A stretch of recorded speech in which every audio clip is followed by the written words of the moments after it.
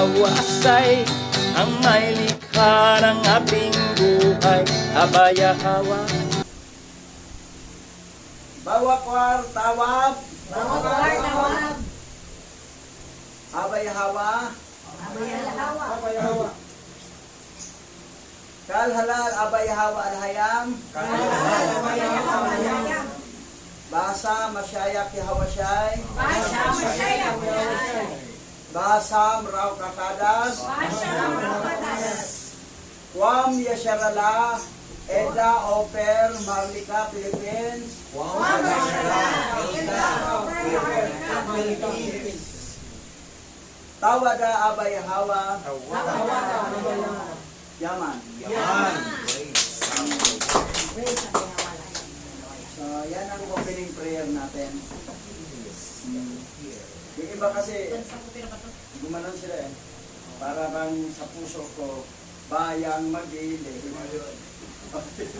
So, yun ang iba. Pero sa atin, Parang liwalas dito, tinanggal ko dito. so, kanya-kanyang style eh. Yung mga tribo. So, Philippine is karamihan tribe of Manasi. Ang Indonesia, Malaysia, halos pareho naglingwahe sila. Tribe of Ephraim. Dahil ang Ephraim ay mini-nation. Pero ang Philippines at saka Cuba, yan ang Manasi tribe. Cuba, Philippines. Okay, batiin natin ang mga Kwam Yasyarala sa bansang Pilipinas na dating Maharlika, na dating Ophir at Elga. So, una sa lahat, yung matalik nating kapatid na katribo sa lahi ni Israel, walang iba, no other than Pastor Jonard Cabasa. Yan. So, good morning. Happy Sabat sa inyo dyan mga taga-Digos. Kwam Yasyarala. Dito sa ating Silangan. At diretso tayo sa Cebu, sa Toledo City. Kay Sabadya Ala. Kumusta kayo dyan? Kadibati nga yung iba doon. May sa debate talaga to si Sabadya Ala eh. May sa debate. Okay. So, diretso tayo sa Ahoy, Iloilo. Pastora Meldy Masuhol. Kumusta kayo dyan, mga taga-Iloilo? Kahit ano dira, basta may ara. Yun lang alam ko sa Ilonggo eh. Pastor Richard pala, marami pala alam si Ilonggo to eh. So, alam ko Ilonggo, takot sa blade yan eh. Pero sa itak, hindi. Oh, yan. Sabi nila eh. Okay. Pero lang yan ha. So, dito tayo sa Liangan is Lanao del Norte kay Pastora Corazon Castillo. Kumusta kayo dyan mga kabataan? How are you? Aralin nyo ang Hebrew. Balang araw, kayo ang pumalit sa akin na isang professor ng Hebrew. Mga kabataan, study more. Importante study talaga. Aral, aral, aral. Huwag yung laro. Walang makukuha tayo sa laro. Aral. Dahil mayroon tayong future na gagamitin tayo ni Abba Yahawa. Lalo na itong mga huling kapanahonan. Polluted ang hangin sa Europe. Maraming namatay doon sa hangin. Na polluted. May laso ng hangin nila. So, dito naman sa nag-alboroto na yung mayroong volcano dati. Nandito na nga tayo sa huli, mga oras na lang, the last hour na tayo. Hindi araw. Kasi ang araw, one day is 1,000 years sa atin, one day in kay Abba Yahawa. Ito, 1 hour na lang kay Abba Yahawa. Sa atin, mga several years pa. So yan. At ang maaga assembly natin, Caloocan, how are you? Bulacan, sa Malabon, Nabutas, ng mga assembly ng ating panampalataya bilang isang, hindi naman to religion ng atin eh, is believer as a Hebrew Israelite. Ito yung katuruan nagsimula kay Abraham.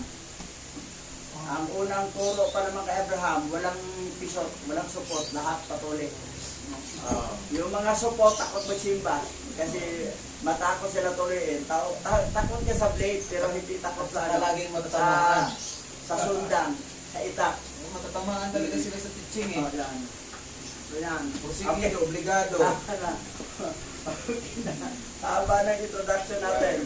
So, nilako na tayo sa ating chapter 28. Solo. Pero sa sunod, 29 so 30. Naroon chapter na sunod. Ito, isa lang. Kasi yung nakaraan, tatlong chapter eh. Paano ka ba? Kasi pag dalawahin natin chapter, masyado ng mahaba. Abot ng 2 oras. So, tama lang mo na to. So, learn about the book of Jubilees, chapter 28.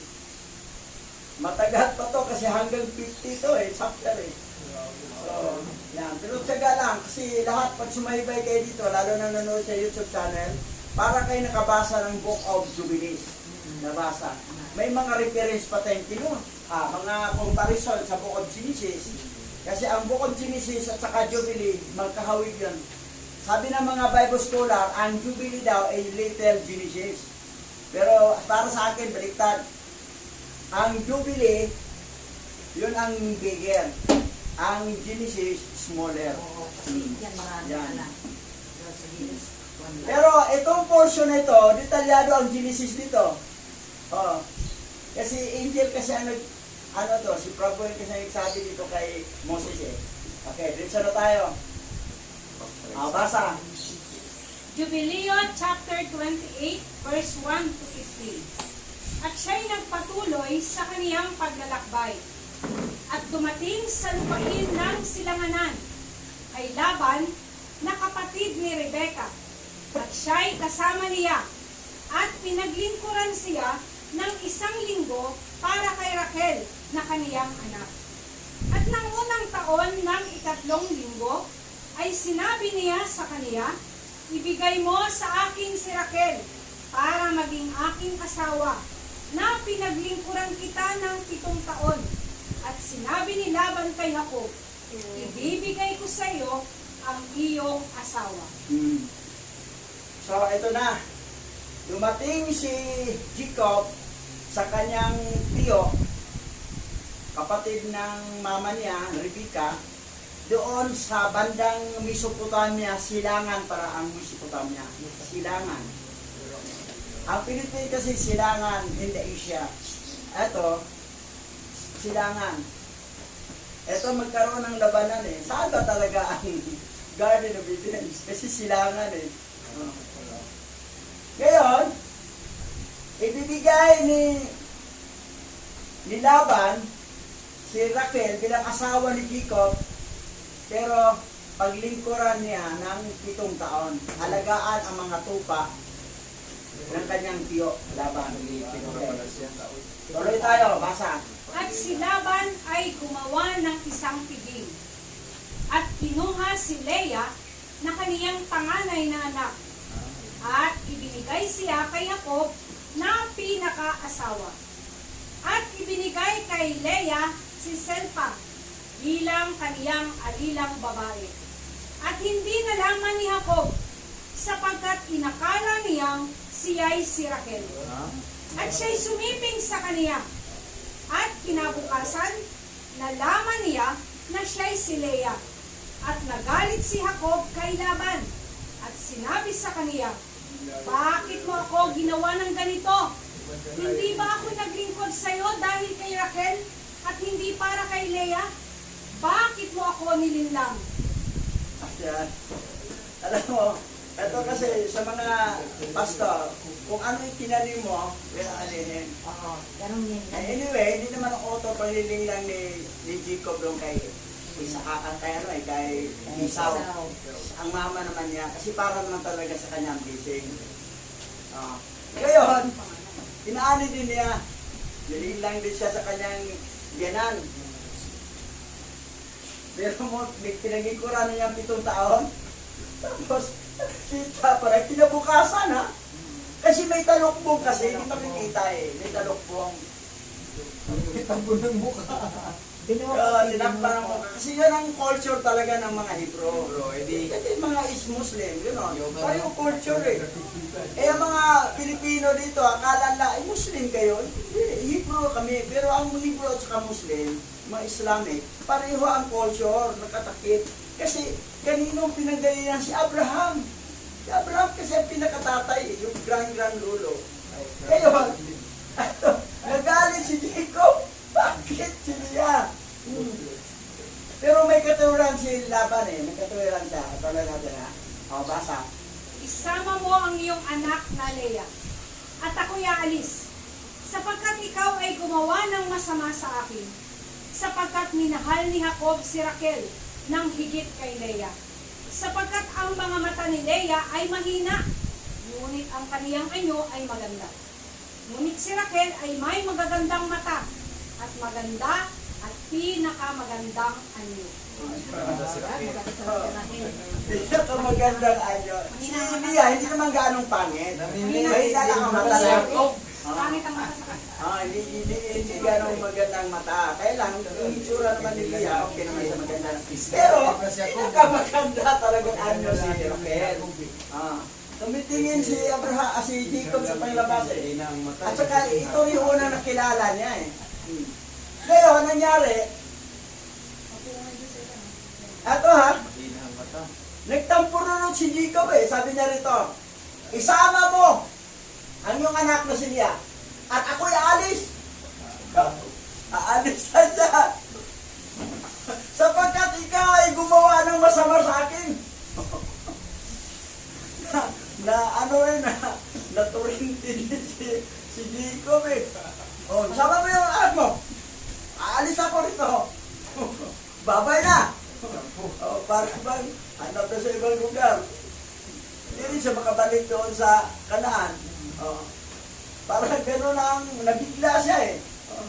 Pero mo magdamag, kasi pinga niya eh. Pero hindi pala, kasi nakatalukbong. Okay, tuloy.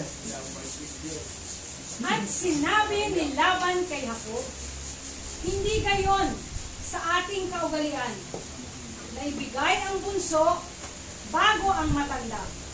At hindi tama na gawin ito, sapagkat ganito ang itinalaga at nasusulat sa mga tapyas ng langit, na walang sino mang magbibigay ng kanyang nakababatang anak na babae bago ang matanda. Ngunit ang matanda ang unang ibibigay, at pagkatapos ang nakababata. At ang lalaking gumagawa ng gayon ay inilagay niya ang kanyang sarili sa kasalanan laban sa langit. At walang taong matuwid na gumagawa ng bagay na ito, sapagkat ang gawang ito ay masama sa harap ni Yahweh.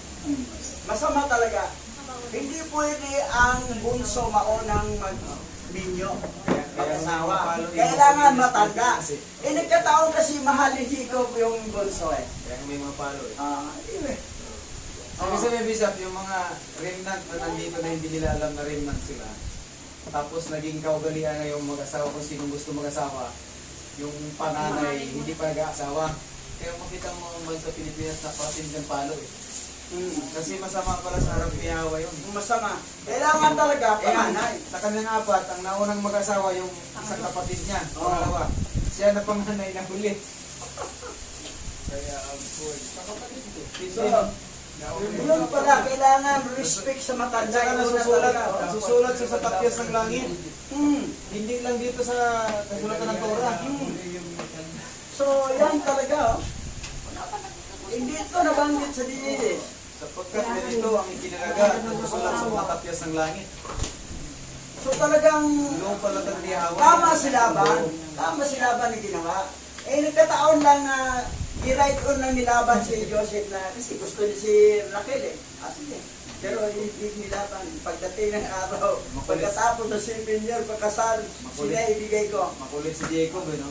Pero, eto na, ito lang natin ito ha. Tuloy. Moses, utusan mo ang mga anak ni Israel na huwag nilang gawin ang bagay na ito.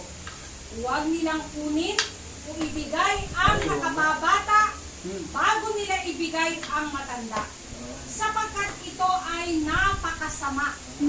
At sinabi ni Laban kay Jacob, hayaang dumaan ang 7 araw ng kapistahan ng kasalang ito, at ibibigay ko sa iyo si Raquel upang paglingkuran mo pa ako ng 7 taon, upang iyong pastulan ang aking mga tupa, gaya ng iyong ginawa noong dati. Tingnan mo ha, ang anghel na si Prabhu ay nagsabi kay Moses, kasi siya namang writer sa langit eh. Sabi niya, kasi doon sa Mount Sinai sila eh, Moses, utusan mo ang mga anak ni Israel na huwag gano'n. Kailangan, matanda talaga ang unang mag-asawa, saka parang kabata. Ngayon, ito si Laban naman dito, hayaan mo, kasi ang kasal kasi, 7 araw yun eh. Ang kasal natin, isang kainan na nga eh. Isa, dalawa, tatlo. Eh, ang kasal talaga dito sa culture natin, isang kainan lang. Sa amin sa tatlo eh. Huh? 3 araw. Ganon? May araw ng, yung tawag nila, likod-likod. May kumbite, yung kinabukasan, kasal na. Yung una, yung angkat sila na manhik. Yung mga dalang pagkain yun. Tapos yung sa pangalawang araw, likod-likod na. Yung bibigay na yung kamay.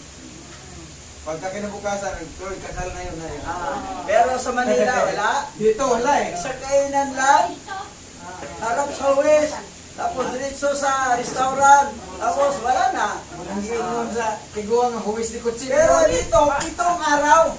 Pero ang promise naman ni Laban kay Jacob, pagkatapos sa 7 araw na pista ng kasal, ibibigay na niya si Raquel. Pero paglilingkuran niya 7 taon. Pero advance. Advance payment eh. O, bigay na niya kabiyan. Kumbaga, binasbasa na lang, pero pinag-isa na lang ang piging. Yung piging ni Leah, yun na rin yung piging ni Raquel.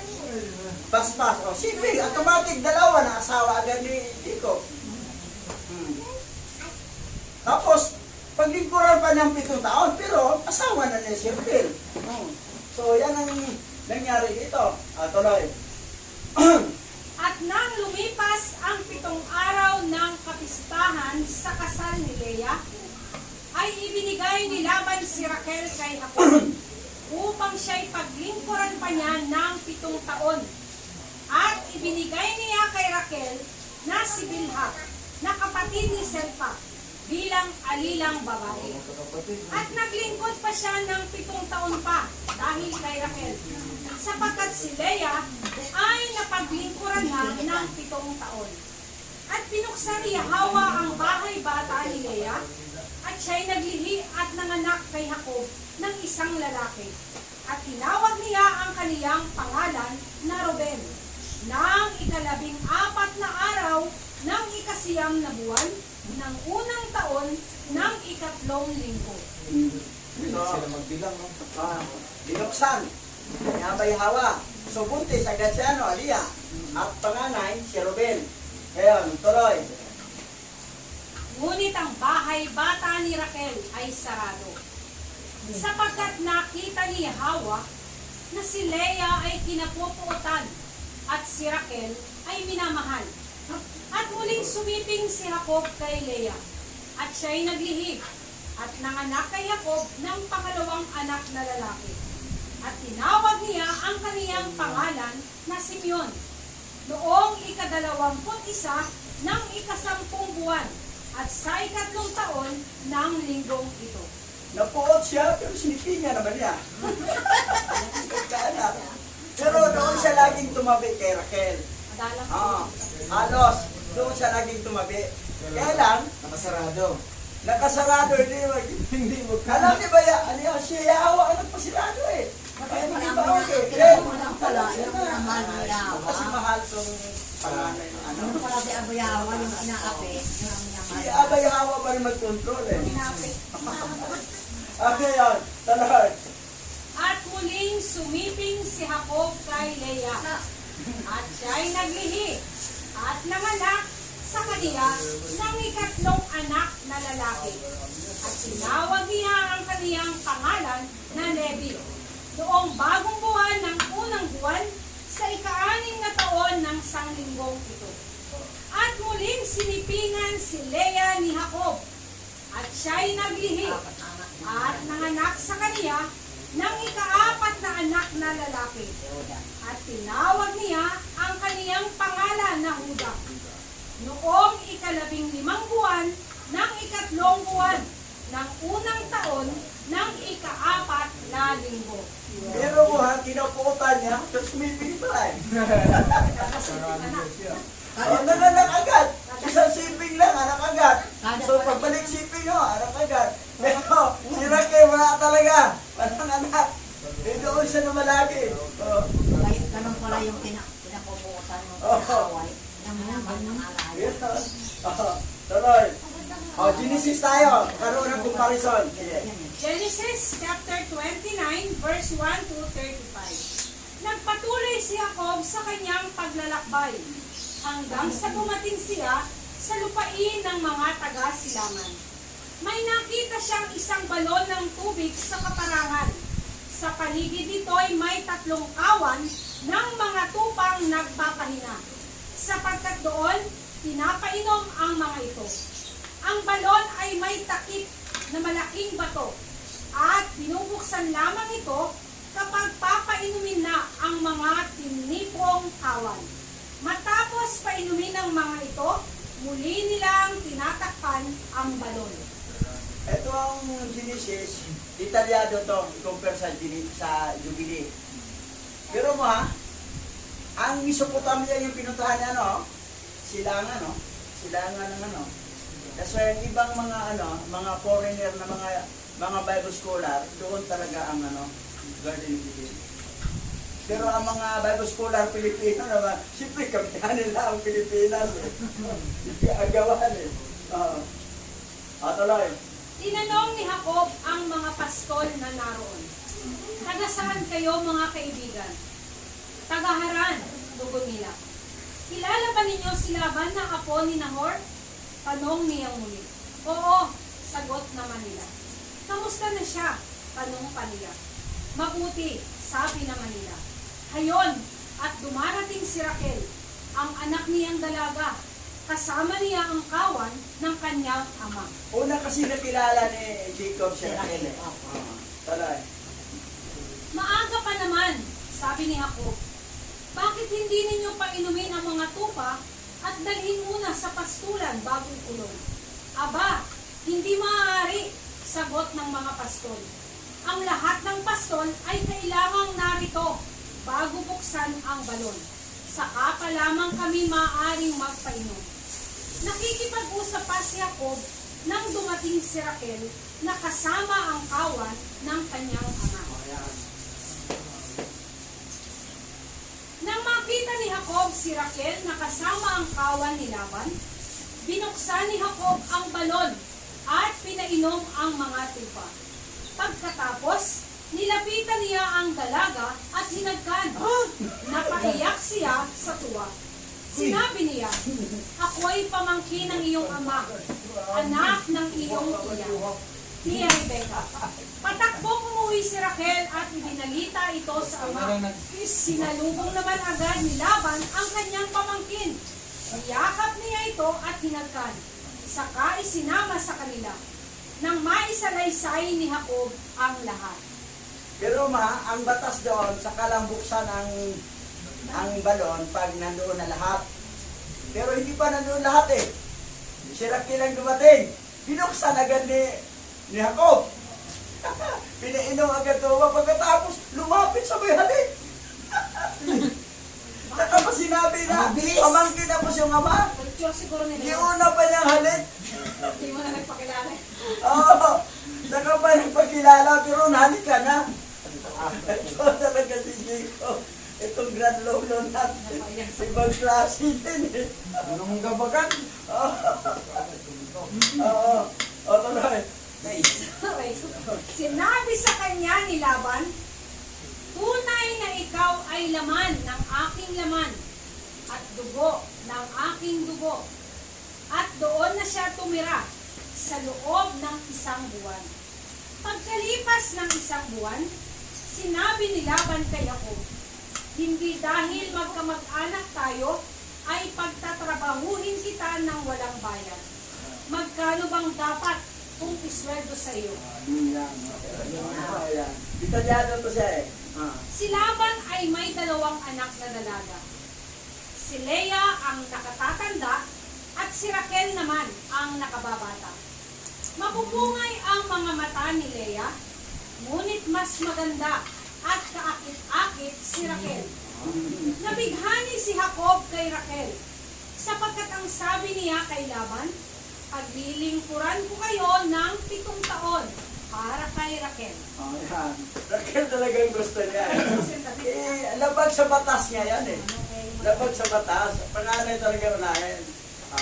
Pero, tahimik lang si Laban. Alam niya na pagdating ng panahon, inibigay ko yung si Leah. Yung ayaw mo.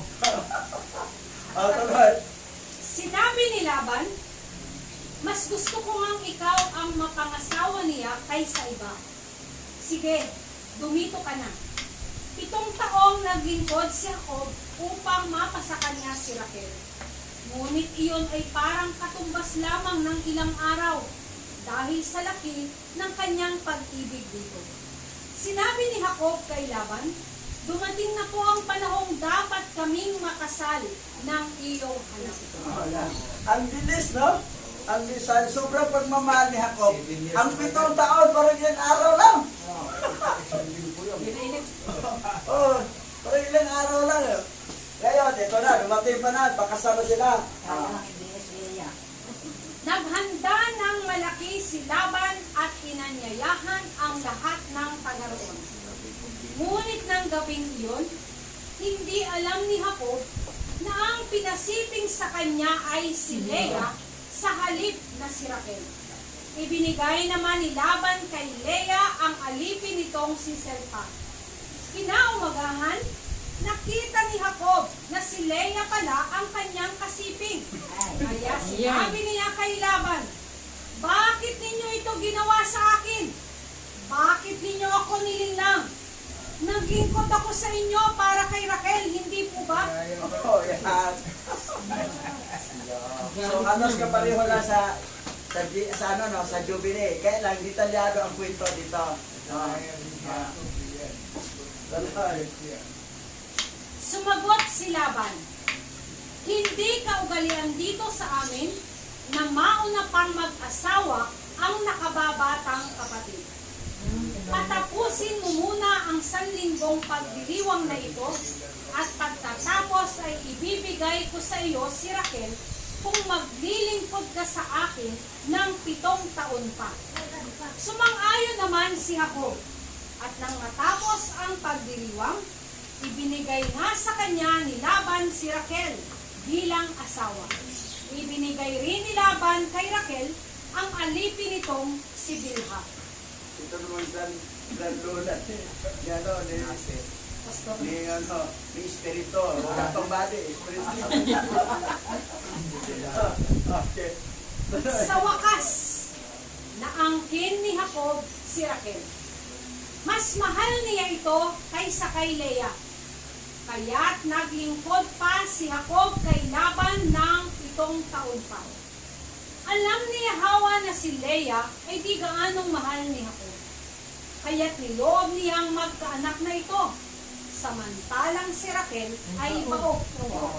Lalaki ang unang anak ni Leah. Ang sabi niya, nakita ni Hawa ang aking suliranin.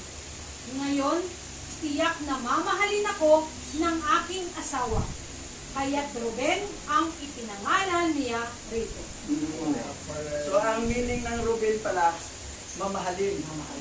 That's why napamahal si Bilha kay Ruben. Yung pumunta si Jacob, kasama si Judah at saka si Levi, doon kay Isaac. Naiwan si Ruben, hindi sumama. Aba, doon sila nagkaano ni Bilha. Nagkayarian. Kasi ang pangalan ng Ruben, Mamahalin. mamahalin.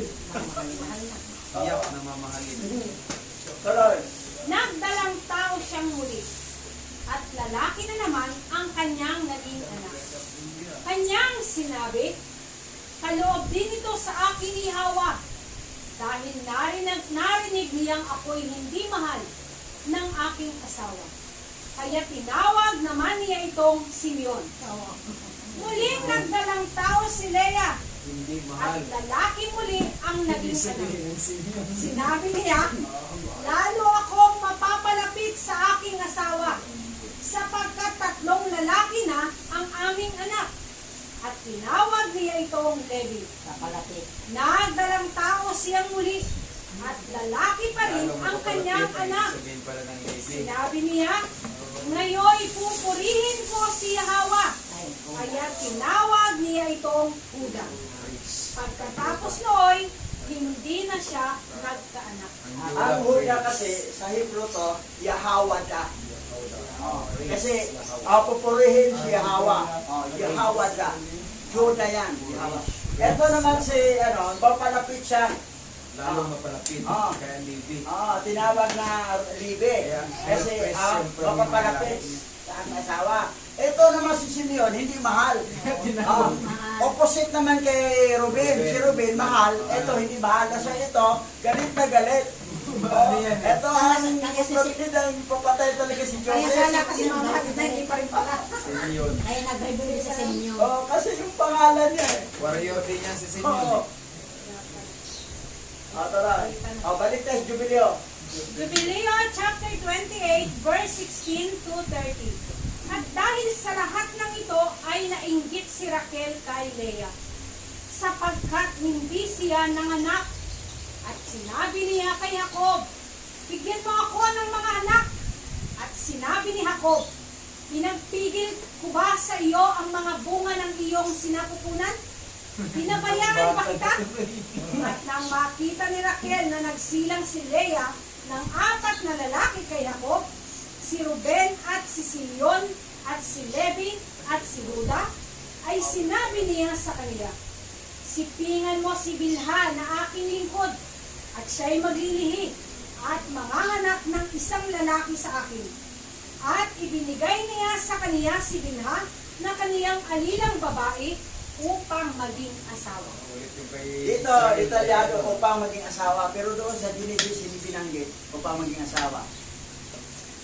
Hindi binanggit. Pero dito, binanggit upang maging asawa. Si Bilha, pangatlong asawa to. May basbas ito. Hindi ka naman pwede tawagin asawa kung walang basbas. Okay. Ngayon, ito, talagang na yung mabigat na yung sagot niya ni Jacob kaya sabi niya doon, Pinipigilan na. nainggit sabi niya, Pinipigilan ko ba? bigyan mo ako ng mga anak. At sabi ni Jacob, pinapigil ko ba sa'yo ang mga bunga ng iyong sinapupunan? Pero doon sa Genesis, matindi ang sinabi niya doon. Mas sahol-sahol ang mga binanggit. Dito, ganun lang word binitawan. Okay. Parang nagsagutan din nila. Tuloy. At siya'y sumiping sa kaniya, at siya'y naglihi, at nanganak sa kaniya ng isang lalaki, at tinawag niya ang kaniyang pangalan na Dan. Noong ikasiyam, ng ika-6 na buwan, ng ika-6 na taon, ng ika-3 linggo. At si Jacob ay sumiping muli kay Bilha sa ikalawang pagkakataon. At siya ay naglihi, at nanganak kay Jacob ng isa pang lalaki. At tinawag ni Raquel ang kaniyang pangalan na Nephtali. Noong ika-5 bahagi ng ika-7 buwan, sa ikalawang taon ng ika-4 na linggo. Yan ang nagsabi. Grand lolo ni Espiritu. Hindi pa bate kasi wala siya dito. Bakit kaya yun? Bakit kaya yun Aba. narating? Sumiping rin ulit, no? Sumiping kay Bila, sila doon, sumiping ulit, siniptal eh.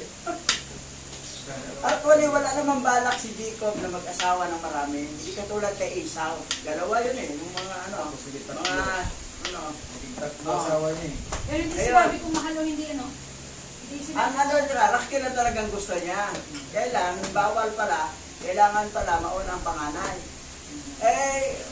Sabi ni Raquel, sige, kaibigan mo, doon yung asawa si Bilha. Eh ngayon ano naman, nainggit naman din si Lia, o si Pina mo, doon yung asawa si Selpa. O, di ba, apat na rin asawa. Talagang, hindi talaga, walang balak si Jacob ng makasawa ng marami. Parang pagkakataon talaga. Kasi para mabuo yung 12 tribe, yung 12 tribe of Israel sa apat na asawa. Yan talagang So may pagkakataon eh. Halimbawa, pagkakataon talaga magdagdag to. Kalooban ni Hawa, hindi ka makariap. Diba? Marami na silang anak. Oo. Kailangan ng anak Talaga, daw. oo. Pag walang anak lang yan? Oo. Hindi, apat na. Yung kay Lia, apat na yun eh. Ay, mag-usap mo pa mag-lima. Nagagdagan may kay Bilha. Sige, nagdagan mo pa. Gusto niyo dagdagan. Ingit yun. Ay, agoy. At nang makita ni Leia na siya'y naging baog at hindi nanganak, ay nainggit siya kay Raquel. At ibinigay din niya kay Jacob ang kaniyang alilang babae na si Silpa upang maging asawa. At siya'y naglihi at nanganak ng isang lalaki.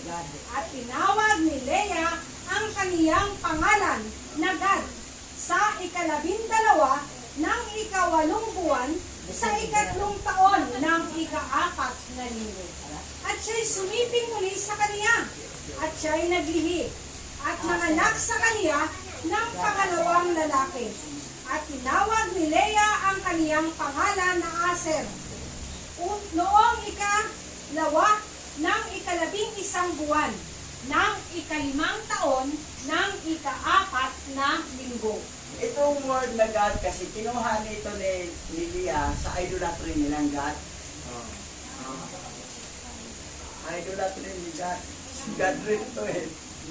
So, di pangalan na sa anak ng si God. Yung sa Isaiah, yung nakabanggit doon. So, yan ang nangyayari. Apat na asawa niya. Apat na lahat. Ngayon, puro ingit-ingit sila eh. Kasi hindi naman ako. Una si Raquel na ingit. Ngayon si Lia naman na ingit. Hindi pa. Hindi ko ng anak. Sige. Panapin Hindi ko si Sherpa. Ito naman si Jacob. Ilas ka. Trabaho ko siya. Gusto din yan. Kasi, binigay eh. Sige, walang tangge. Di ba tayo? Walang tangge. Hindi kailangan yung Hindi, yung isa, ang kukurito niya ito, pangalan yun? Nakalimutan ko. Nakalimutan ko na. Alin ba? Alin ba siya? Ang pangalan ba yung gagamitin? Nakalimut ko eh. Patawaran ba? Tuloy. At sumiping si Jacob kay Leia. At siya'y naglihi. Wow. At nanganak ng isang lalaki. At tinawag niya ang kaniyang pangalan na Isakar. Noong 4 ng 5 buwan ng 4 na taon ng 4 na linggo. At muling sinipingan siya ni Jacob. At siya'y naglihi. At nanganak ng 2 anak. Isang lalaki at isang babae. At tinawag niya ang pangalan ng anak na lalaki na Zabulon at ang pangalan ng anak na babae na Dina. Sa 7 ng 7 buwan, sa 6 na taon ng 4 na linggo. Si Lola pala Lia ang granola ko. Oo. Si Lia. Sa akin si Raquel. Yung hindi mahal. Wow. Si Bolon. Ay kaya kay Espirito, yung Si Bilha. Dali. Asir. Anim Amin na si siya. Raquel. Si Raquel sa amin. At pinagyayaan ni Yahawa si Raquel. At binuksan ang kaniyang sinapupunan. Walang. At siya'y naglihi. At nanganak ng isang lalaki. At tinawag niya ang kaniyang pangalan na Jose sa bagong buwan ng 4 na buwan sa sa ika-6 na taon nitong ika-4 na linggo. At nang mga araw nang ipanganak si Jose, ay sinabi ni Jacob kay Laban, ibigay mo sa akin ang aking mga asawa at mga anak, at paparoonin mo ako sa aking amang si Isaac, at hayaan mo akong gawin ko ng isang sariling tahanan, sapagkat natapos ko na ang mga taon na pinaglingkuran kita para sa iyong 2 anak, at ako'y paroroon sa bahay ng aking ama. Hindi na At sinabi ni Laban kay Jacob, tumahan ka sa akin para sa iyong kabayaran, at pastulan mo muli ang aking kawan para sa akin, at kunin mo ang iyong kabayaran.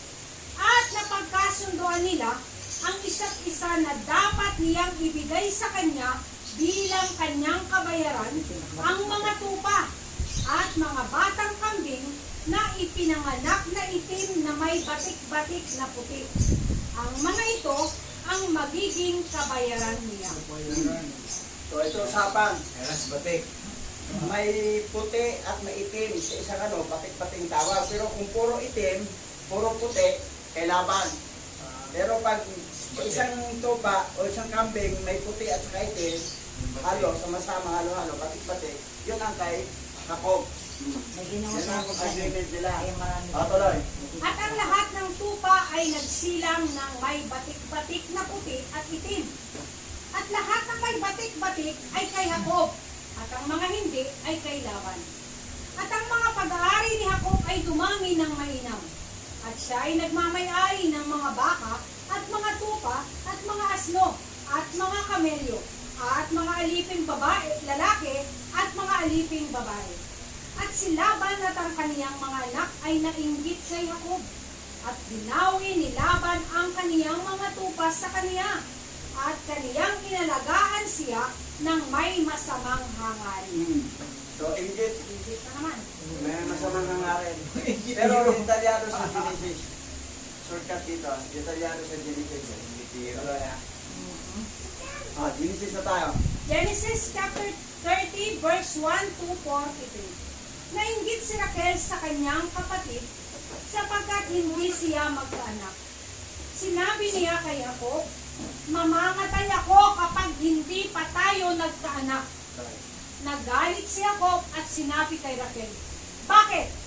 Alahayan ba ako na pumipigil sa iyong panganganak? Kaya't sinabi ni Raquel, kung gayon, sipingan mo ang alipin kong si Bilha upang magkaanak ako sa pamamagitan niya. At pinasiping niya kay Jacob ang kanyang aliping si Bilha. Ito, nagsagutan sila ito. Away siya eh. Mamamatay daw sa pag hindi siya mga anak. sabi na, bakit? Alayan ba ako? Na pumipigil siya mga anak. Masahol itong pag-bitaw dito salita sa Genesis kaya doon si compare sa Alam niyang pinipigilan eh, no? Oo. Alahayan. Okay. Tuloy. Nagdalang tao ito at nanganak ng lalaki. Panig sa akin ang hatol ng alahayam, sabi ni Raquel. Dininig niya ang aking dalangin at pinagkalooban ako ng anak na lalaki. Kaya Dan ang ipinangalan niya. Nagbigay pangalan eh, no? Muling nagdalang tao si Bilha at nanganak ng isa pang lalaki. Sinabi ni Raquel, naging mahigpit ang labanan naming magkapatid. Ngunit ako ang nagtagumpay. Kaya tinawag niyang Neftali ang bata. Nang mapag-isip-isip ni Leah na hindi na siya nanganganak, ibinagay naman niya kay Jacob si Silpa. Pero dito walang binanggit na si ikasal. Wala. Binigay lang. Walang binanggit na kasal doon, binanggit na kasal. Pero dito, yun ang nangyari sa mga Babilero. Wala pa lang. Kasal na, Walang kasal. Walang binanggit na kasal eh. Binisipingan mo na agad. Kaya naman galit-galit isa. Oo, galit-galit. Na agad. Oo. Walang ang tawag dito? Walang recognition ng Oo, walang recognition. Yan ang diferensya dito sa Genesis. sa ano, Jubilee. Kaya Talagang, bawal sa kanila may kasi may another. O, tuloy. At nagkaanak ito ng lalaki. Mapalad ako, sabi ni Leah. Kaya, God ang ipapangalan ko sa kanya.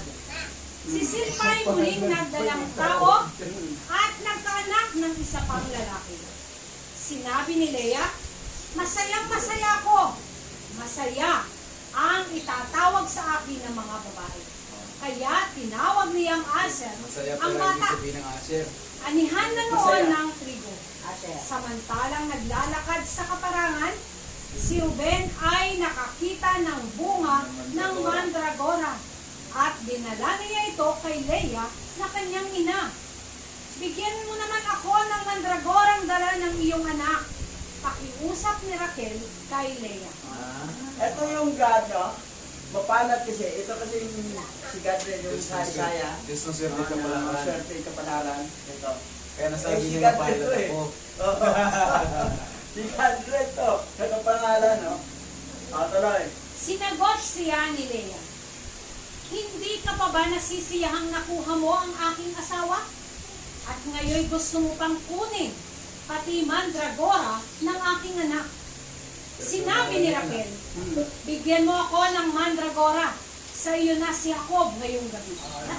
Gabi na nang dumating noon si Jacob galing sa kaparangan. Sinalubong agad siya ni Leah at sinabi, sa akin kasisiping ngayong gabi. Si Raquel ay binigyan ko ng mandragorang dala ng aking anak para sa karapatang ito. Nagsiping nga sila ng gabing iyon. At dininig ng alahayam ang dalangin ni Leah. Nagdalang tao siya. At ito ang panlimang anak nila ni Jacob. So, yun. Tuwa sila mag-anak, no? Taon-taon. Italiano lang dito ang kwento. May mandragora, yung dala ni Ruben. So, ang ginawa naman ni Leah, dahil binigyan niya si Raquel, gabangan talaga niya. Si Jacob Paguel. Pagdating, dito ka sa akin, ha? Hello. Hindi ka pwede lumampas to. Dito, kasi may karapatan ako. Binigyan ko naman mandragora yan. Kaya yun, hindi na siya nagdalang tao. Oo. May iba na sinisipilan. Nakadalawa na pag naman nakaalipin. Oo. Kaya't sinabi ni Leah, ginantimpalaan ako ng alayam, sapagkat ipinagkaloob ko sa aking asawa ang aking alipin. At pinangalanan niyang Isakar ang kanyang anak. Muling nagdalang tao si Leah, at ito ang pang-anim niyang anak. Kaya't ang sabi niya, napakainam itong kaloob sa akin ng alayam. Ngayon pahahalagahan na ako ng aking asawa, sapagkat anim na ang aming anak. Ang anak niyang ito'y tinawag naman niyang Sibulon. Di nagtagal, nagkaanak naman siya ng babae. At ito'y tinawag niyang Dina. Sa wakas, nakapagdi ng alayam kay Raquel at dininig ang kanyang dalangin. So, hindi kambal si Leah at si Sibulon. Kasunod lang. Doon sa isa, parang mukhang kambal eh. Kasi sunod lang shortcut ng pagkasabi eh. Ito, klaro, na si Sibulon muna. Tapos nagkaanak ulit, saka pa si Dina. Dina talaga man sundan yun eh, Dina. Nagdalang tao siya at nagkaanak ng isang lalaki. Kaya't sinabi niya, inubos din ako ng alayam sa aking kahihiyan at niloob na ako'y magkaanak. At tinawag niyang Jose, ang kanyang anak, sapagkat sinabi niya, Ay, kaya pala sana'y bigyan ako ni Hawa ng isa pa. Nang may panganak si Jose, sinabi ni Jacob kay Laban, pahintulutan na po ninyo akong makauwi. Isasama ko na po ang aking mga asawa at mga anak. Marahil po na may sapat na ang aking ipinaglingkod sa inyo dahil sa kanila. Mga asawa at mga anak. Sinabi ni Laban, kung mamarapatin mo ito ang sasabihin ko. Batay sa karanasan ko sa panguhula, tunay na pinagpala ako ni Hawa dahil sa iyo. Sabihin mo kung magkano ang dapat kong ibayad sa iyo at babayaran kita. Sumagot si Jacob, alam naman ninyo kung paano ako naglingkod sa inyo at kung paano dumami ang inyong kawan sa aking pangangasiwa. Ang kaunti ninyong kabuhayan bago ako dumating ay maunlad na ngayon, sapagkat pinagpala kayo ni Hawa dahil sa akin. Kaya, dapat namang iukol ko na ngayon ang aking panahon sa aking sambahayan.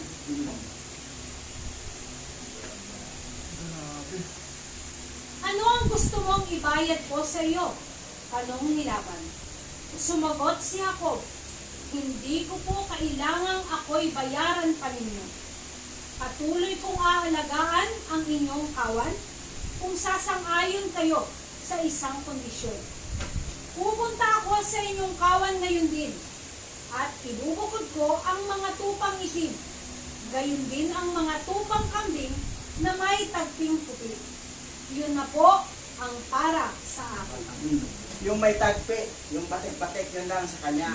Pero yung pure na itim o puti, kailaban yun. Pag ang tagpi-tagpi, batik-batik yun lang sa kanya. Yan ang usapan yun dito. Ngayon, Sa darating na panahon, madali ninyong malalaman kung ako'y tapat sa inyo o hindi.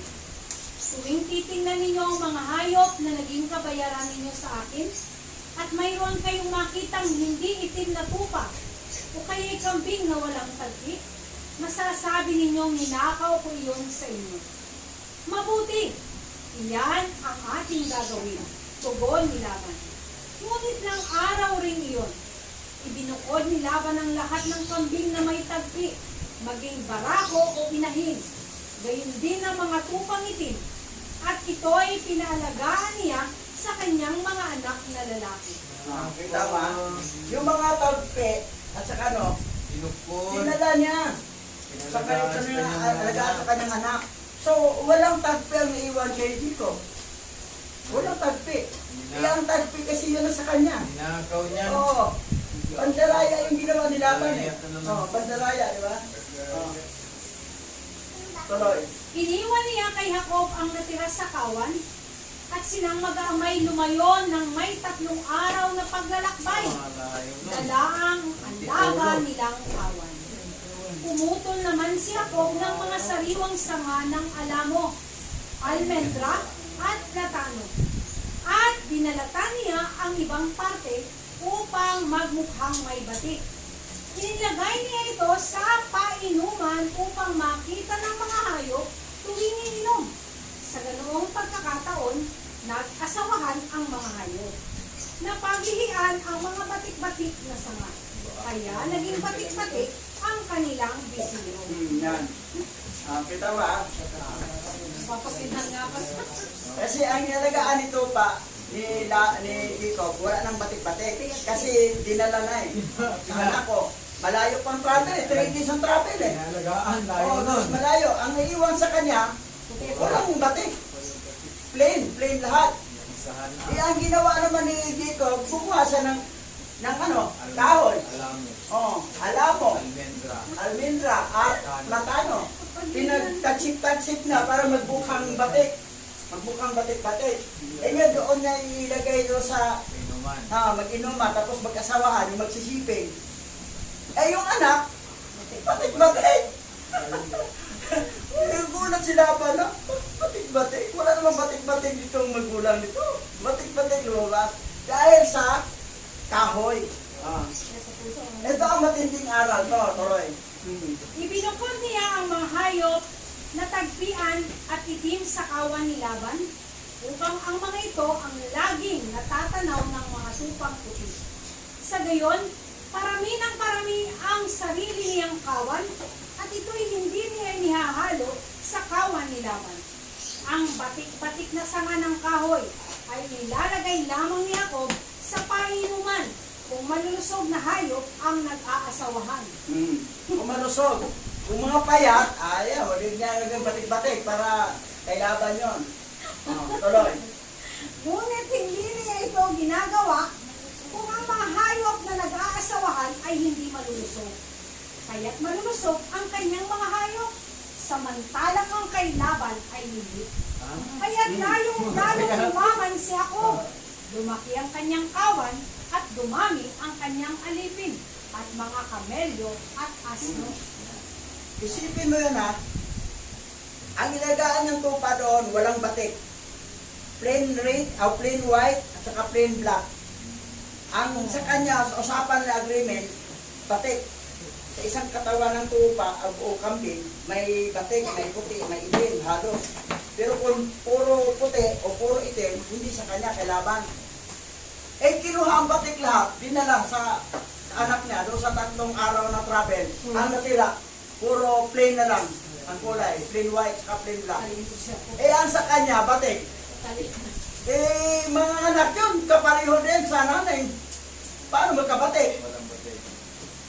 Wala pa. So, kumuha siya ng tagsik-tagsik na parang batik. Para makita yung ma-visualize ng mga tupa, kambing, na batik-batik yan habang mapaglihian, lumabas, batik-batik. Samantala ang nanay, ang tatay, hindi batik-batik. O di kay Jacob lahat yun. Eh pag mga payat, hindi niya lagyan. Para mga anak ng hindi batik, yun ang kailaban. Sabihan na niya. Pero kung malulusog, lagyan ng batik-batik ng kahoy, para mga anak, batik-batik, sa kanya, puro malulusog. Dumami ang kanyang alipin. Sabi na, lumalaki ang kanyang kawan at dumami ang kanyang alipin at mga kamilyo at asno. Yayaman. Ngayon, ito ang dito ha, isang aral o. Ito yung sinabi dito sa Mark 11:24. Ako na lang magbasa ha. Basahin ko sa Ingles ha. Ito kasi ang prinsipyo ng alhayam eh. Therefore, I say to you, maraming mga believer tong walang alam talaga dito. That's why na, bakit naghirap ako sa buhay? Hirap naman, kasi bunga nga mo, hirap ang binidyawan mo eh. Hirap ka talaga. Oh, yan ang problema eh. Bakit naghirap ako? Eh, pinagbanggit kang hirap eh. Don't mention nung mga at saka yung vision mo, pananaw. Ito ha. Therefore, I say to you, whatever you ask in your prayer, believe that you have received it. Pastino, natanggap na. At you will receive it. Sa Tagalog. Kaya't sinabi ko sa iyo, anuman ang hindi ninyo sa inyong panalangin, maniwala kayong natanggap na ninyo. Pastino, natanggap na ninyo. Iyon. At matatanggap nga ninyo iyon. Saka pala matatanggap. Saka pa matatanggap. May pag-iisip yan, natanggap na, nandito na. I-visualize mo. Yun ang nangyaring lumabas ang mga tupa. Batik-batik, kasi na-visualize nila yung mga kahoy na batik-batik. Kung sa ating buhay, lagi iniisip na rin, payayamanin ako ni Abba Yahawa, marami akong blessing. Eh ngayon, pag hindi sinasabi mo yan, hirap talagang buhay ko. Ma, may pera ka ba? Wala! Wala akong pera! Ay, wala pera kasi binanggit mo! Wala talaga! Wala eh. Dapat sabihin mo, meron! Ano saan? Sa langit pa, ibibigay mo sa akin. At least binitawan mo, meron. Laging meron, laging meron. Huwag kang magsabing wala. Laging wala. Kasi pag magbitaw ka laging wala, patotoo yung maging wala. Wala ka talaga, hirap ka talaga. Wala talaga. Yan ang mga palpak na mga believer. Ayaw ni Abba Yahawa na gano'n. Galit siya ang ganyan mga Ipakita ko sa inyo ang That's why yung characteristic natin babaguhin. Lagi tayo nag-iisip na meron ako, pinagpala ko. Yan, lagi pananaw. Parang tupa na puro kita, batik-batik. Hindi naman sila batik-batik. Pero ang nanganak na batik-batik. Kasi yun ang nakita, visualize, nakita. Yun ang ibig sabihin niya Abba Yahawa dito. Ano yun? Ito pa. Ito ha. Sa Ingles, Abba Yahawa command is that our outlook, thinking, and speech must be positive. Ang utos ni Abba Yahawa ay kailangan positibo ang ating pananaw. Pananaw, pag-iisip at pananalita. Positibo lagi. Kailangan banggitin. May pera ka ba dyan? Meron po. Meron. Hawa pa. Nahingi. Darating mamaya. Meron po. Darating bukas. Pero hindi ka nagbitaw ng word na wala.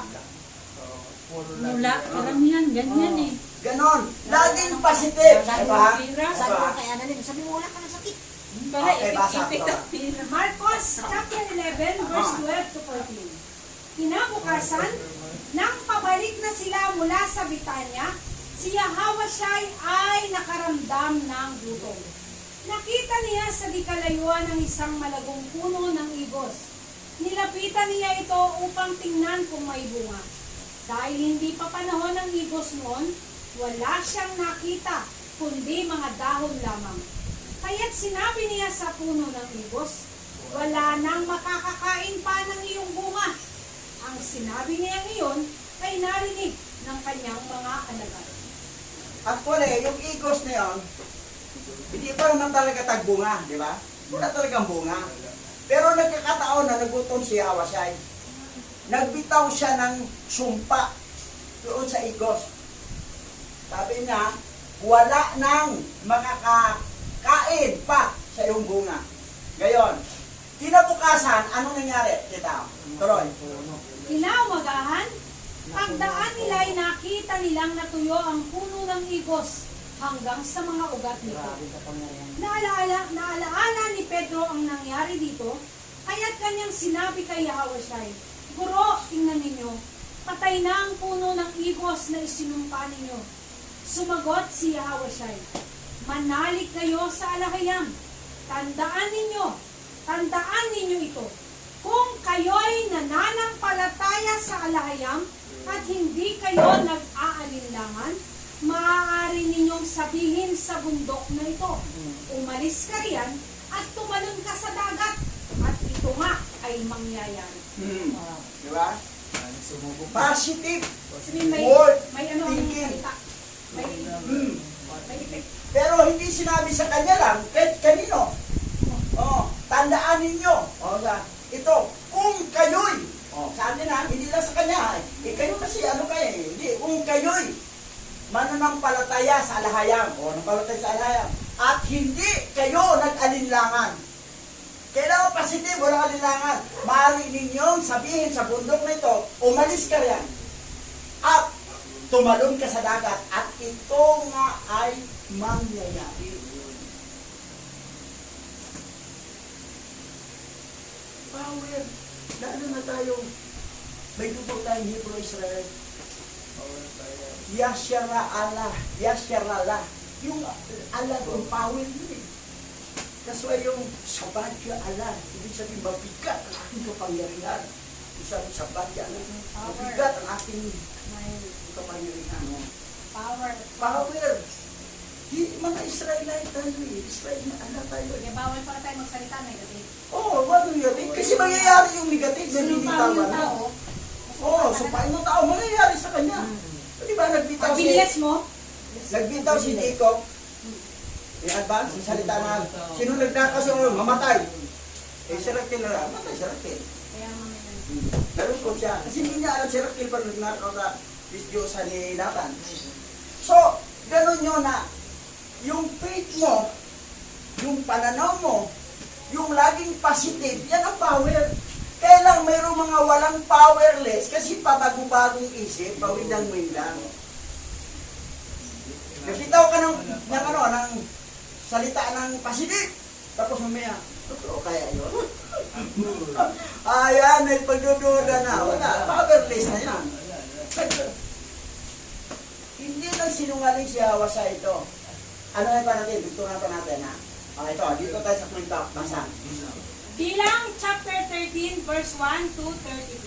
Sinabi ni Yahweh kay Moises, pumili ka ng isa sa mga kinikilalang pinuno ng bawat lipi at isugo mo sila upang manmanan ang Kanaan. Ang lupaing ibibigay ko sa inyo. Ganoon nga ang ginawa ni Moises. Kaya't mula sa ilang ng paran, isinugo niya ang mga sumusunod na pinuno upang magmanman. Samawa na anak ni Sakor, buhat sa lipi ni Ruben. Sapat sa anak ni Hori, buhat sa lipi ni Simeon. Aleb na anak ni Jepon, buhat sa lipi ni Huda. Egal na anak ni Jose, buhat sa lipi ni Isakar. Osyas sa anak ni Nun, buhat sa lipi ni Ephraim. Palte na anak ni Rapo, buhat sa lipi ni Benjamin. Gadel na anak ni Sudi, buhat sa lipi ni Sibulon. Gade na anak ni Susi, buhat sa lipi ni Manases. Amiel na anak ni Gamali, buhat sa lipi ni Dan. Sitor na anak ni Mikael, buhat sa lipi ni Asher. Nahabe na anak ni Bakse, buhat sa lipi ni Neftali. Joel na anak ni Make, buhat sa lipi ni Gad. Sila ang isinugo ni Moises upang maging espiya sa Kanaan. Si Oseas na anak ni Nun ay tinawag niyang Josue. Bago lumakad ang mga espiya, sila'y pinagbilinan ni Moises. Sa Negev, kayo dumaan, saka magtuloy sa kaburulan. Pag-aralan ninyong mabuti ang lupain. Tingnan ninyo kung malalakas o mahihina ang mga tao roon, kung marami o kakaunti. Tingnan ninyo kung mainam o hindi ang lupa, at kung may matitibay na buo o wala ang mga bayang tinitirhan ng mga tao roon. So, utos ni Abay Hawa, ang 12 tribe magdala ng isa-isang mga espiya papunta doon sa bawat tribo. So, 12. Si Caleb, kaninong tribo siya? Kay Juda. Si Osias, kaninong tribo siya? Kay Ephraim. Sino to si Osias? Si Osias ay anak ni Nun na tinawag yung Josue. Nasa Hebro, Yahawashai. Yahawashai sa Hebro. Si Osias pala ang original niyang pangalan. Pinalitan siya ng Josue o Joshua. Ngayon, tuloy. Tingnan din ninyo kung mataba ang mga bukurin doon o hindi. At kung maraming punong kahoy o wala, lakasan ninyo ang inyong loob. At pagbalik ninyo, magdala kayo ng ilang bungang kahoy mula roon. Noon ay panahon ng pagkahinog ng ubas. Pagdating sa Kanaan, tiningnan ng mga espiya ang lupain mula sa ilang ng Sem hanggang sa Rehob, sa malapit sa pasong Hamat.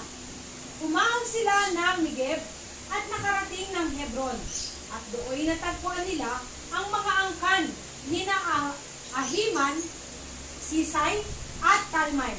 Ang mga ito'y mula sa lahi ni Anak. Ang Hebron ay 7 taon nang lungsod bago ang Soan sa Ehipto. Pagdating nila sa kapatagan ng Iskol, kumuha sila ng isang buwig ng ubas na pinasan ng 2 tao. Nanguha rin sila ng bunga ng punong granada at igos. Ang lugar na iyon ay tinawag nilang Eskola dahil sa malaking buwig ng ubas na nakuha nila roon. Pagkaraan ng 40 araw, umuwi na ang mga espiya at umarap kina Moises, Aaron at sa buong bayang Israel na natitipo noon sa Paran, sakop ng Kadis. Iniulat nila ang kanilang nakita at ipinakita ang mga uwi nilang bungang kahoy. Ang sabi nila, pinag-aralan namin ang lupain at natuklasan namin ito'y mayaman at masagana sa lahat ng bagay. Katunayan, ang bungang kahoy na kinuha namin doon. So, nag-report na. Nakabalik na sila. Tuloy. Ano pa? Ngunit malalakas ang mga taga roon. Malalaki ang lungsod at matitibay ang mga pader. Bukod dito, naroon din ang mga lahi ng higante. Sakop ng mga Amalekita ang Negev. Ang kaburulan ay tinitirhan naman ng mga Hiteo, Jebuseo at Amoreo. Mga Kananeo naman ang nasa baybay dagat at sa tabi ng ilog Jordan. Subalit pinatahimik ni Caleb ang mga taong bayan na nagrereklamo na noon kay Moises. Sinabi ni Caleb, hindi tayo dapat mag-aksaya ng panahon. Lusubin na natin sila sapagkat kaya natin silang gapin. Ngunit sumagot ang ibang espiyang kasama niya. Hindi natin sila kaya sapagkat mas malakas sila kaysa sa atin. Hindi maganda ang kanilang ulat tungkol sa lupaing pinasiyasat sa kanila. Ito ang sinabi nila, malalaking tao ang nakatira doon at sino mang magtangkang sumakop sa kanila ay lalamunin nila. Nakita namin doon ang mga higante. Sila ay mula sa lahi ni Anak. Mga tipaklong lamang kami kung ihahambing sa kanila. Diba? Yung 10 tik-tik, negatibo ha. 2 tik-tik lang ang positive, si Caleb at si Joshua.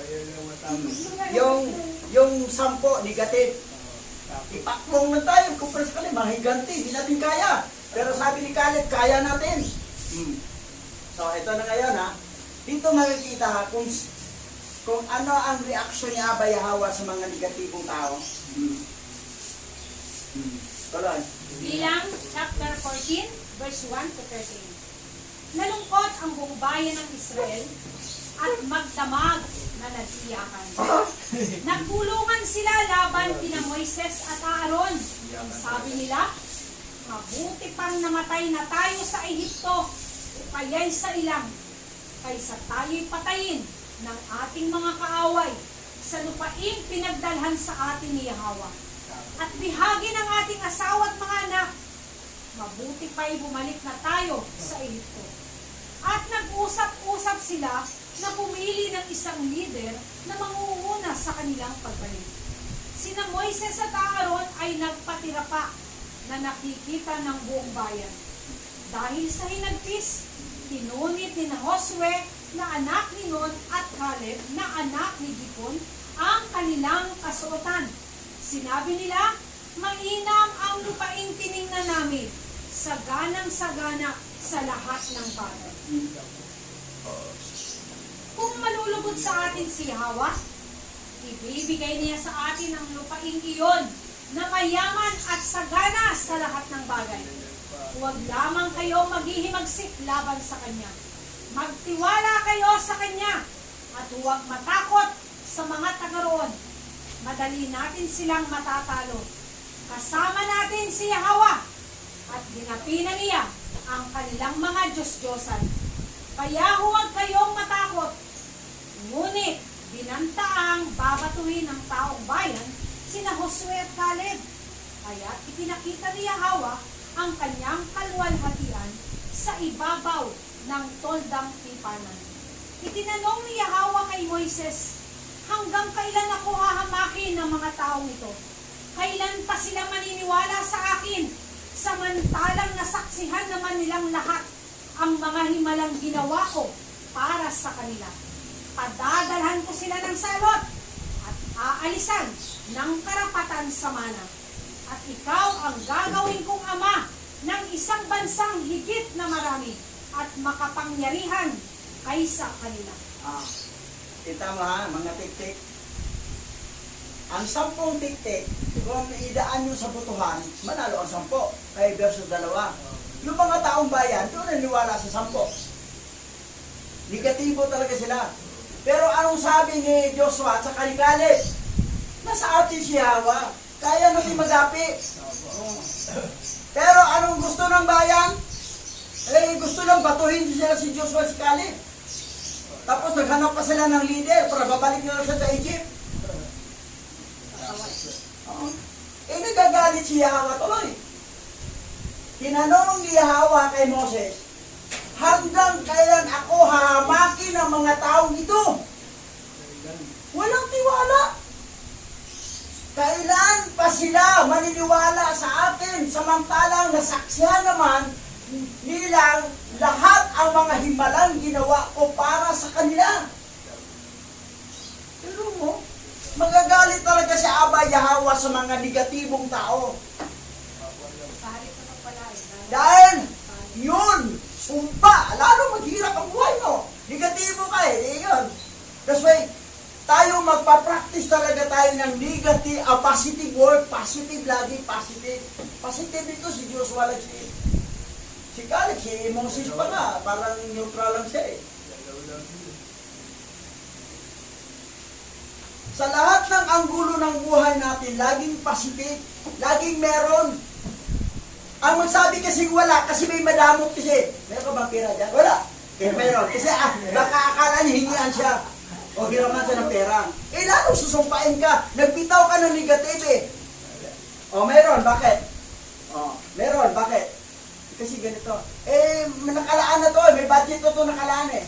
Meron, pero mayroon ng budget nakalaan. Hindi to po i-divert ng ibang budget. O, ganun lang ang sagot. Hindi sabihin mo wala. Kahit mayroon ka wala. Ayaw mo, wala ka talaga. Pag maubos ang pera, matagal ka na magkakapera. Kasi nagbanggit ka, wala. Yan. May pinaglalaan. Oo, sabihin mo yung pinaglaan. Meron akong pera, pero may pinaglalaanan ko. Hindi pwede i-divert yun sa gusto mo. O, gano'n. At least nagbitaw ka ng meron. Halimbawa, wala ka talagang pera. Sabihin mo, pero masabi kong totoo, wala talaga. Negative yun, wag.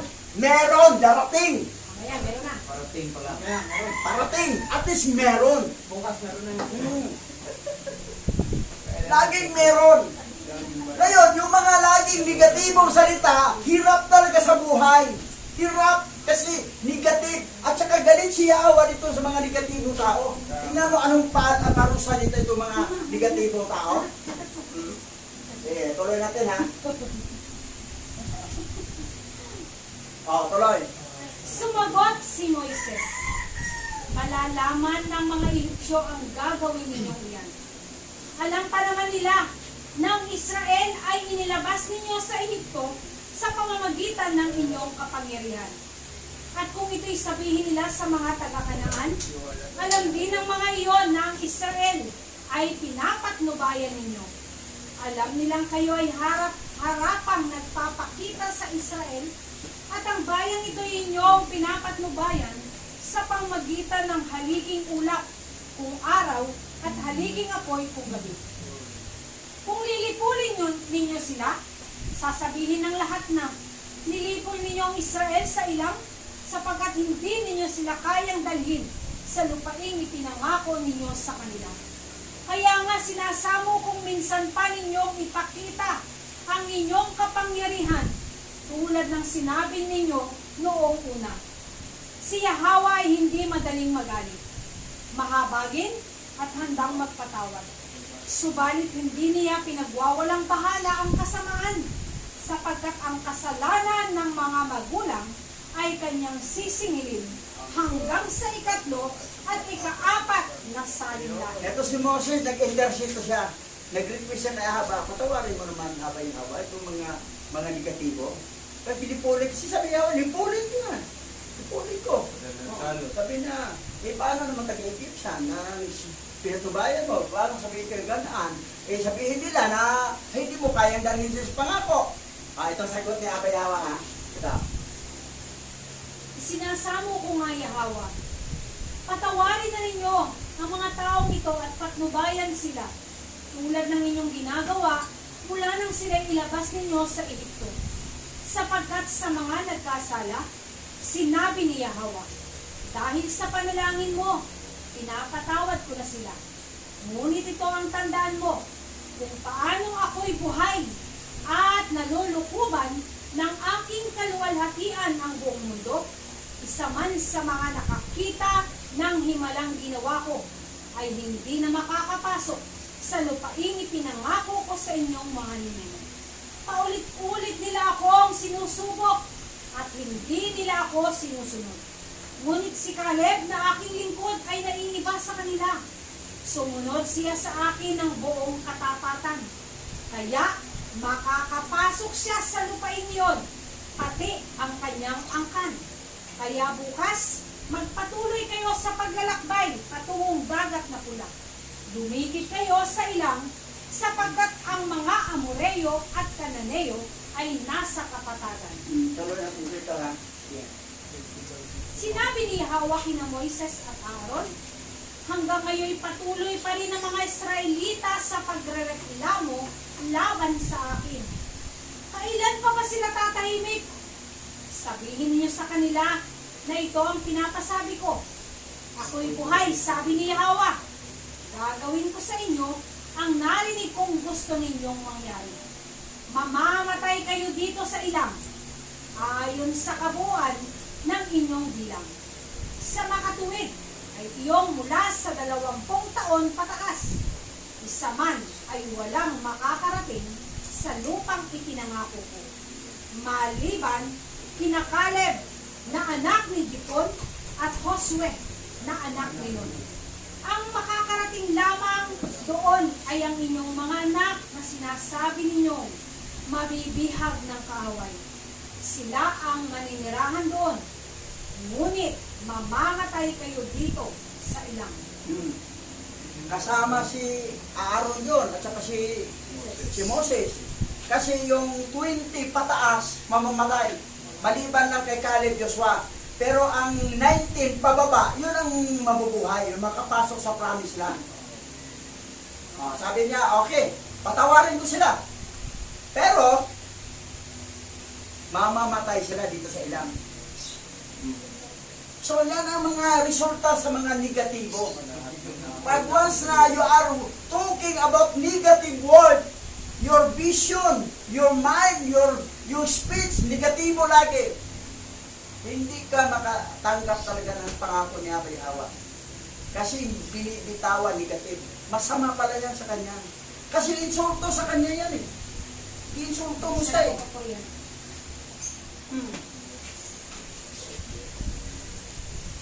Tuloy. Ang mga anak ninyo ay magpapalaboy-laboy rito sa loob ng 40 taon. Hanggang hindi kayo namamatay lahat. Ito ang kabayaran ng inyong hindi pagsampalataya. Ang 40 araw na pinagmanman ninyo sa lupain iyon ay tutumbasan ko ng 40 taon ng paghihirap upang madama ninyo ang aking puot sa loob ng panahong iyon. Akong si Yahweh ang may sabi nito, at gagawin ko ito sa masamang bayang ito. Mamamatay sila rito sa ilang, at ang mga espiya na nagbigay ng masamang ulat na siyang naging dahilan ng kaguluhan sa Israel ay nilipol ni Yahweh sa pamamagitan ng salot. Ngunit hindi namatay si Josue na anak ni Nun at si Caleb na anak ni Jepon. 20 pataas, sino ang hindi namatay? Si Caleb lang at si Joshua. At si Joshua pa nag-lead papunta sa promised land. Si Aaron, si Moses, lahat ng mga 20 pataas, patay. 2 lang ang matanda na natuloy. Ngayon, ang makapasok doon, yung 19 pababa. Tapos, 40 years. Hanggang mamatay sila lahat, yung 20 pataas. Saka pa sila makapasok sa promised land. Aabot ng 40 years. Yun ang dahilan na instead of 40 days, naabot ng 40 years. Dahil, ano kasalanan? Negatibo. Hindi natin ginangkaan. Negatibo eh. Mga higanti sila doon, di natin kaya. Tipaklong lang tayo, aba. Sabi niya ni Caleb, kaya natin, nandito sa atin si Hawa. Gusto lang babatuhin nila ang dalawa. Yes, naghanap pa sila ng leader na, ng leader, babalik na sa Egypto. Pasaway talaga. Pasaway. Yan ang nga na sa atin, aral ha, papraktisin natin lagi ang ating karakter na hindi tayo magbitaw ng mga negatibong word. Na, bakit hirap ang buhay ko? Bakit ganito? Bakit ganito? Wala pa nagpapagiging. Not all. Galit si Hawa sa'yo. Lalo, pahirapan ka talaga. Dahil yung mga binitawan, naku, walang pera, walang ulam. Ano ba yan? Hindi maganda yan. Magagalit si Abay Hawa dyan. Salamat Abay Hawa. May blessing na rin. Laging ganun, positive. Laging umaasa sa kanya. Tapos may mababit. May pera ka ba dyan? Mayroon. Pahiram? Darating pa. At least nabitawan mo, meron. Sabi pahiram, darating pa. No. Wala pa na. Wala para sa kanya darating pa. Pero ang binitawan niya, meron. Ang salitang wala, yan ang pamasama. May pera ka ba? Meron! Nasaan? Sa langit pa, darating. Oo. Basta yung word, pinitawan natin laging positive. Yung ating pananaw, puro positive. Tingnan mo yung tupa na itim at saka puti. Nakita nilang batik-batik na sa paligid nila. So nanganganak sila, batik-batik. Kasi yung nakita nila, positive ang mahina. Batik-batik. Kung positive lagi ang nangyari natin, positive rin ang mangyari. Kung negative ang iniisip mo, negative rin mangyari. At magagalit pa si Abay Hawa sa iyo. Galit pa si Abay Hawa sa iyo. Sa ugali. That's why, ipapractice natin lagi ang positive. May pera ba kayo? Meron po. Ha? Mamaya. Meron! Marami na darating. Basta, bibitawan, laging meron, laging meron. May trabaho ka ba? Meron. Pag-apply ka lang ako. Tuloy. Bilang chapter 32 verse 10 to 13. Dahil doon, nagalit sa kanila si Yahweh. Kaya isinumpa niya na dahil sa hindi nila pagsunod sa kanya ng buong puso, isa man sa mga nanggaling sa Ehipto na may gulang na 20 taon pataas ay hindi makakapasok sa lupain na kanyang ipinangako kina Abraham, Isaac at Jacob. Wala ngang nakarating doon, liban kay Caleb na anak ni Jepon na mula sa angkan ng Canizeo at kay Josue na anak ni Nun, sapagkat sila lamang ang buong pusong sumunod kay Yahweh. Nagalit nga sa kanila si Yahweh, kaya sila'y ginawa niyang mga nagalag sa ilang sa loob ng 40 taon hanggang mamatay na lahat ang mga gumawa ng masama sa kanyang paningin. Masama pala yung negatibo. Kasi hinahamak ko siya Abay Hawa na parang wala siyang power tuloy. Alahayam nga siya eh. Tayo, ala din tayo eh. Ala tayo eh, mga rin ng yasyarala tayo eh. Oh, yasyarala. Oh, yasyarala, ala, power. Alahayam, powers, may isa sa doon, powers. O pag power lang, ala, mga ala tayo eh. Yasyarala, mga Israelite tayo. Eh bakit magsabi ka wala yun? Ganon. Insulto kay Abay Hawa. Pero insulto. Galit. Kasalanan yun pala. Malaking kasalanan yung magbitaw ng negatibo. Tingnan mo. Naglagalag sila sa ilan sa 40 years. Hanggang mamatay sila. Si Caleb lang at si Joshua. Si Moses nga. Si Aaron patay din. Hindi nakasali. Yan na nga eh. Tapos naghanap pa ng panibagong leader. Ayaw nila yung dating leader. Naghanap sila ng leader. Kaya natuwa sila na nagkaroon ng leader. Ayan. Leader na ako. Tuloy. Santiago chapter 1 verse 6 to 8.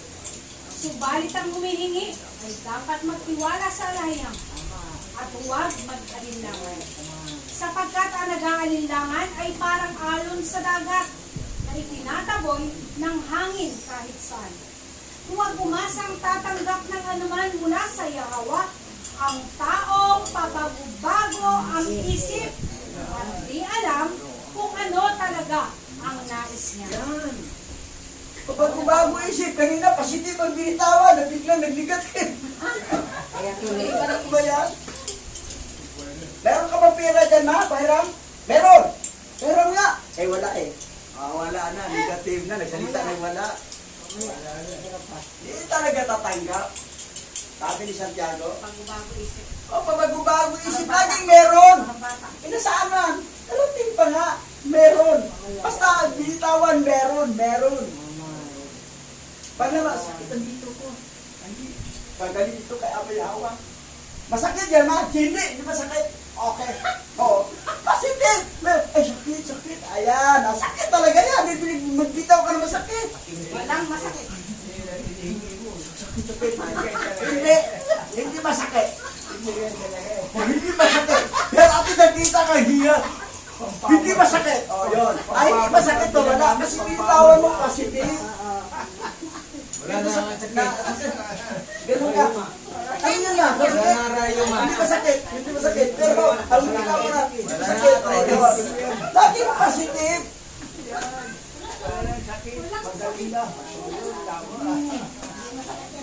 Kasi, ang kinagalit talaga ni Hawa, malaking kasalanan pala ang magbitaw tayo ng negatibo. Para bang i-insulto natin siya. Wala siya magagawa para sa atin. Para bang ginawa natin siya kinote na wala siya magawa sa atin. Yan, ang dahilan.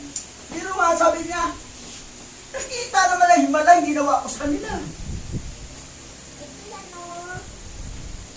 Sa atin lang magawa. Nakapangaral tayo, kinuha ang trumpas. Tapos nawala ang wifi namin dito, pero ano pa sa kabila. Pero ano, mayroong pangyayari na nangyari na parang hindi siya makatanggi. Dati tumatanggi yan siya eh. Pero hindi siya makatanggi kasi hindi ako. Di ba wifi kami ulit? Positive. Practice natin lagi sa bibig natin, sa mind natin, saka sa pananaw. Tingnan mo ha, yung tupa pa lang ha, camping, dahil nakita ng patik-patik yung yapakan nila, abang nag-asawaan, nagsiping, aba ang anak, patik-patik. Samantala ang nanay at tatay, hindi naman patik-patik. Nagugulat eh, laban na. Walang patik-patik dyan, pinadala ko sa anak ko. Malayo. Hindi naman ulam. Hindi naman batik-batik. Pero bakit ang lahat po batik-batik? Ayan. Sabi nga, wala yung sayo. Ito lahat. Meron namang hindi batik-batik. Yung mga payat. Kasi hindi ginagawa. Mga payat yung sayo. Mga payat. So, yan. Lagi tayong positive. Sabihin mo sa katabi mo, positive tayo lagi ha. Kita ko yung bibig mo, magbibitaw ka negative. Tama! Dapat mag-diskarte din. Ito last. Basa. Matthew chapter 17, verse 20. Sumagot siya, dahil sa maliit ang inyong pananampalataya, tandaan ninyo, kung kayo'y may pananampalataya sa alayam, na sinlaki ng buto ng mustasa, maaari ninyong sabihin sa bundok na ito, lumipat ka roon, at ito'y lilipat nga. Tunay na walang bagay na hindi ninyo magagawa. Hindi yan kaya hawa siya sa atin, hindi ninyo magagawa. Pag mayroong panampalataya na kahit isang laki ng buto ng mustasa, na mayroong talagang, ang mustasa, buto niya, pinakamaliit na buto yan sa lahat ng mga buto.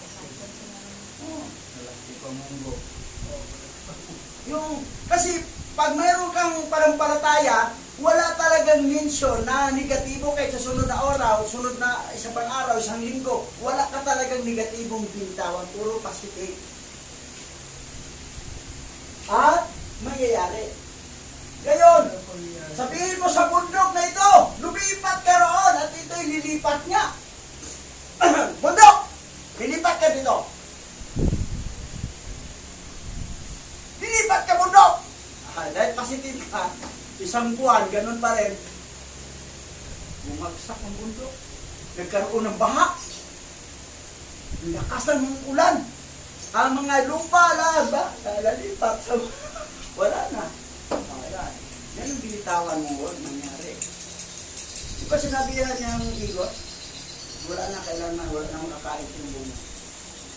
Ibukasan, nagipit yung lumatay nga yung sinabi niya, sinumpa mo, yawa siya, patay nga. Wala na makain, sila patay, sinumpay. Sabi niya, magagawa ninyo kung mayroon kayong panampalataya. Kaya dapat, sinabi ni Pastor Nick na lulubog ang itbe, kasiglahan, muntalbad, sabi natin, hindi lulubog. Hindi lulubog. Pag sabi niya nalubog, negative yun. Lulubog. At makita mo marami, hindi lulubog. Hindi lulubog. Hindi talaga lulubog. Unti-unti mawala ng tubig. Eh kasi iba namang motibo na lulubog para makapahingi ng ano. Tulong kayo, lulubog kami, bigay ka ng pera at papasok sa Gcash ko. Diba? Para man, ano na ang kanyang inasahan, hindi na si Abay Hawa, ang inasahan niya, yung tao na. Nagtiwala sa tao. Ang nagtitiwala sa tao, lalo na Sumpain Yan ng ang, tao ano, nagtitiwala sa kanyang Oh, yan, sumpa talaga. Tiwala sa tao. Ayun, sa Awit na tayo. away, ay. Awit na tayo. Yun yung ito.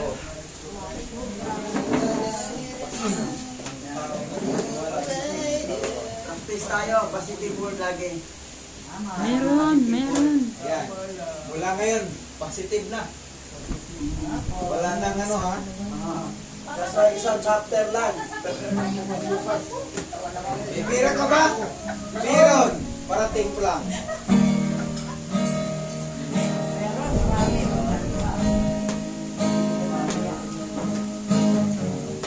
Putol pa.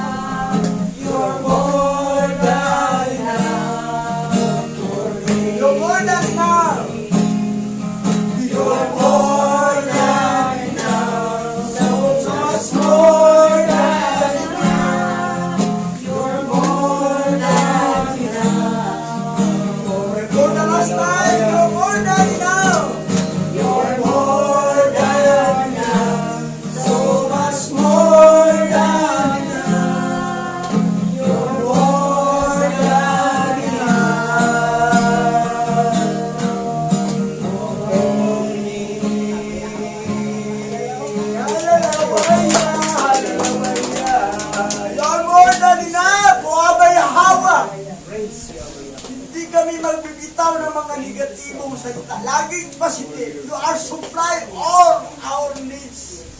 You are much more than enough. Lagi kami magpapasitive. Tayo manalangin. Tumilid by Pastor Richard.